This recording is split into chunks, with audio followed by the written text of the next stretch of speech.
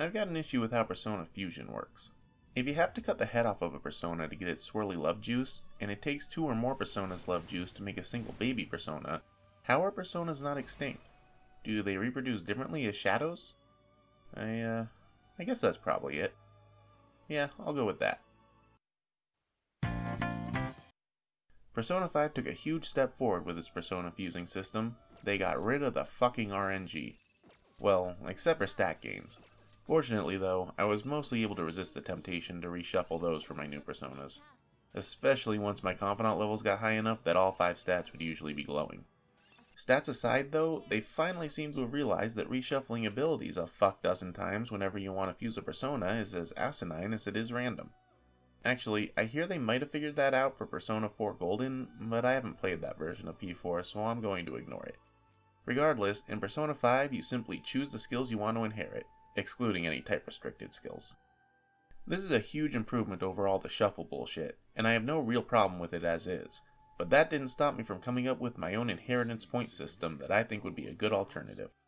Suppose when fusing, the baby persona would get inheritance points equal to the sum of the square root of the parent's levels plus your current confidant rank for the baby persona's arcana.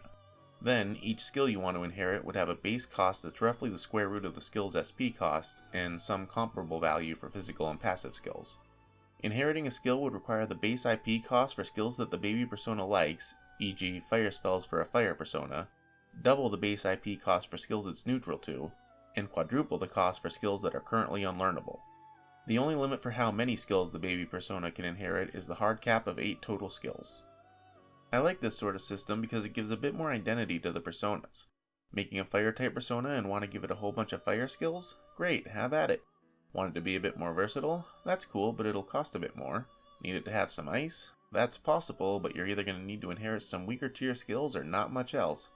And of course, these cost multipliers would also apply to boosts, amps, breaks, walls, resistance passives, and anything else associated with a type. I think this sort of system would add a bit of depth for people who really like to dig into persona fusions. More casual players, on the other hand, would likely end up with personas that tend to be a bit more in line with their identities, since they'd just say, hey, fire skills are cheap to inherit, I'll take those. Granted, I may be overthinking things. Wouldn't surprise me if the simple, straightforward system Persona 5 uses is preferred by most. If nothing else, it requires less thought and effort to get the persona you want with the skills you want, and I can respect that.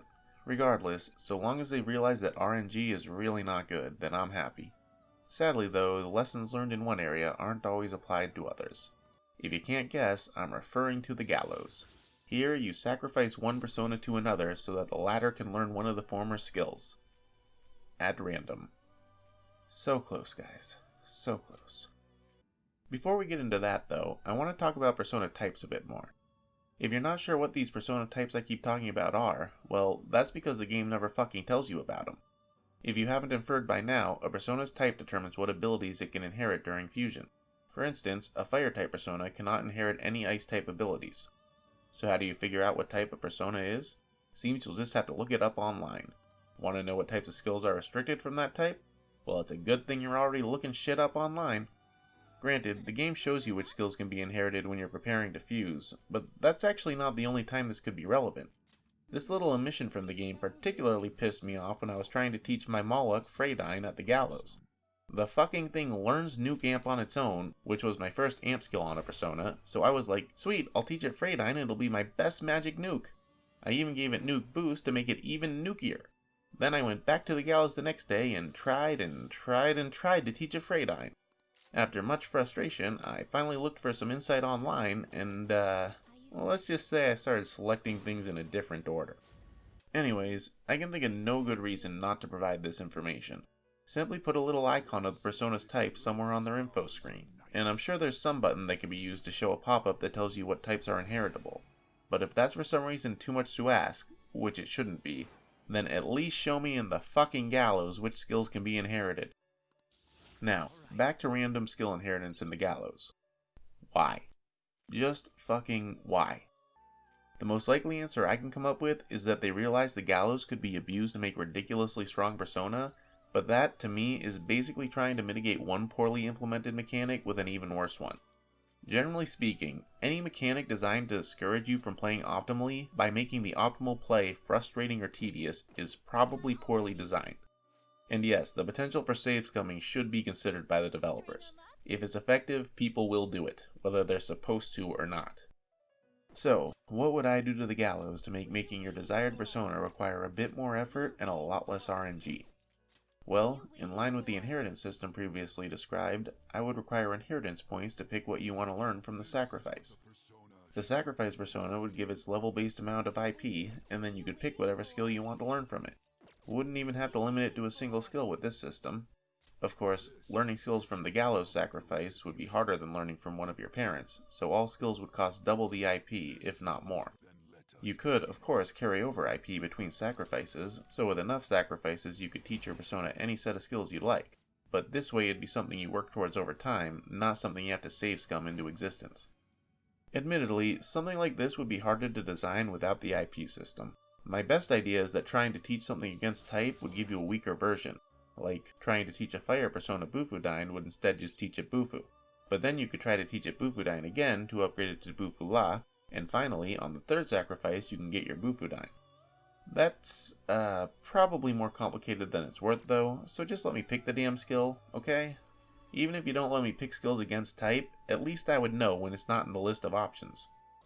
Moving on, I'd also like to suggest some persona management improvements. Firstly, while I do really appreciate the fuse by result option, I was spoiled by Devil Survivor, so anything less than a full lookup table just doesn't cut it anymore. In case anyone's wondering, in the Devil Survivor games, you can bring up a list of all demons up to the main character's level plus 5. Select one, and it gives you a list of all possible ways to fuse it. They have the technology, so why isn't it in Persona? I also really want the game to give me a Persona ability chart. Just a nice simple table that lists my Persona down the left and the elements across the top. Ideally with 2 columns for each element, one for single target skills and one for group target skills. Then put a nice little indicator in the appropriate table cell if the specified persona has the specified attack skill. I mean, sure, I can make my own chart, but it'd be way fucking easier for the game to make one for me. And it could let me bring it up from the fusion screen, highlighting the rows of the persona I'm using in the fusion. That way I can easily see if said fusion will leave me lacking an attack type. I mean, it gets really fucking annoying to have to look through all my persona again and again trying to make sure I have all 10 attack types, plus heals, plus revive, plus buffs and debuffs, plus whatever the fuck else I might need covered all the time. Also, give me a second chart for all my persona's weaknesses and resistances. It'd be useful to know what attack types Joker can nullify if needed. Lastly, I'd like to consider the Compendium. The SMT game I played before Persona 5 was Devil Survivor 2, and the Demon Compendium in that was fucking expensive. I mean, maybe the whole no free battles thing contributed to that, but regardless, I was surprised in Persona 5 when I saw how cheap it was to rebuy a persona. This led me to often fusing 2 personas, then immediately buying one back, if not both, to avoid losing important skills. While this was certainly helpful, it felt a little dirty. And not good dirty. It felt like I was cheating, getting my shiny new persona while avoiding the price that's supposed to go with it. Now, I'm not suggesting getting rid of the Compendium. That would be a terrible idea. Raising the prices might help, but I don't know if I like them being super expensive. Another possibility would be to put a cooldown of sorts on rebuying Persona, for instance, making it so you can't rebuy a Persona for a week after you last had it.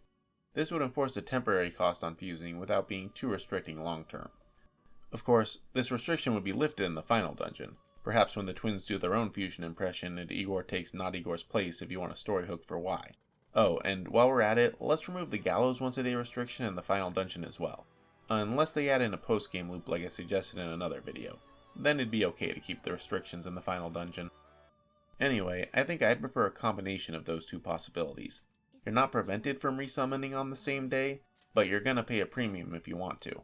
Like, maybe triple the price, decaying 25% of the base price each day over the next weekend a day until it's back to normal. This way, you still have the option if you really need it, but most of the time you're probably going to want to wait. Or plan your fusions so that rebuys aren't needed. And that's all I've got on fusioning. So what do you think? Am I trying to fix what ain't broke? Did you know personas have types? Do you think it's good for some information to be hidden? Am I too obsessive with my fusing? Should the Compendium be free? Are there any other persona management features you'd like to see in the future? Do you miss praying to RNGesus, unable to get your fix in the gallows? Let me know and have an awesome day. There's actually one more way that the RNG sneaks its way into the Velvet Room: fusion accidents. These aren't a big deal because I just load and refuse when they happen, but then why have them? Am I supposed to just accept the accident? Is it for the off chance that you actually like the accident and get a pleasant surprise? Honestly, I don't think the developers even think they're a good idea anymore, since I only had like 2 of them happen in a playthrough. They probably just keep them around for tradition's sake,